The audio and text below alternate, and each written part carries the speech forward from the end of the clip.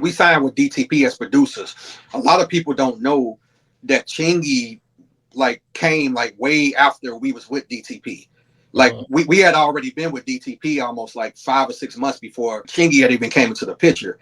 We wasn't even looking for an artist, man. We was just like working on we was working on placements. Like he had us working on DMX album, he had us working on Ludacris, LL Cool J. It was a lot of stuff that, you know, he was just pitching us to work on. So we was more focused on that. So T Love, who was Nelly's manager, reached out to us. He had found out that we had signed to DTP as producers, and he was like, "Man, I got this group called Three Strikes, and I want you guys to do a demo for the group." So we was like, "Cool." So he ended up sending the group over to the house, and Chingy was one of the artists that was in the group. So we ended up producing like about 2 or 3 songs, I believe. Yeah, I think it was like about 2 or 3 songs we ended up producing. And we called T Love back. It was like, "Yo, we got the songs done, but we never could get in contact with T Love." And then shortly after that, Chingy ends up getting into a fight with one of the members of the group, so they just end up splitting up. So we had these songs, we couldn't get in contact with T Love, and everything just fell apart. So Chingy called me one day and was like, I ain't in the group no more. What do you think we go from here? And I was like, well, what do you think about just going solo? You know, we got a deal up at DTP. Maybe I can just, talk to Zoe and bring you in and cut a couple of records, and we can send it to Shaka and see what he think. So I said, let me call Zoe. So I hit up Zoe, and Zoe was cool with it. He like, yeah, let's bring him in and see what we can do. So that's how the Chingy thing happened. Like that wasn't even planned. I didn't know that. I didn't know you guys had signed with DTP at that time. We signed to DTP as producers, the Trak Starz. Yeah.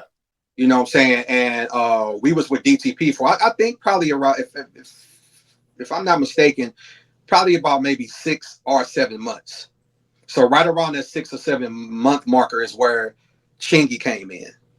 Okay. So we was with them for some time before that happened. So when did you guys start working on his project? Is that when he was signed to DTP after they heard what you guys was doing? How that happened was, so when we brought Chingy in, we ended up cutting we cut a bunch of songs. We recorded about 20 songs, but we put 4 songs on a demo tape. So when he came in and everything was cool and we started, creating chemistry, we just started recording. And as we started formulating the songs, we was just going down the list, like, put this song on the demo, put that song on the demo. And Right There happened to be one of the songs on the demo. It wasn't even finished. I think it was just like a verse, So we sent the songs up to him, to Shaka and his brother Jeff Dixon, who was a part of Ebony Sun Management too. We sent it to them, and they got the demo and called us back the next day, and they was like, "Yo, this song called Right There on it is crazy." And what's funny is we wasn't even pushing for Right There. We was pushing for another record, and they was like, "Nah, this is the one." So we was like, cool. So they heard, they took another listen to the record and called us back the next day and was like, "We want to press this record up on vinyl and put it out. Like, what's his situation with y'all? Is he signed?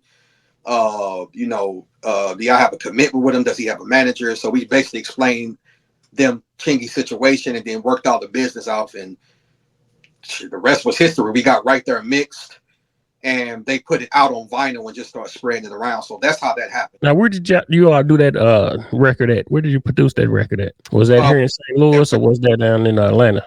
No, that was in St. Louis. So we produced Chingy whole album in an apartment complex in U City, right off Delmore.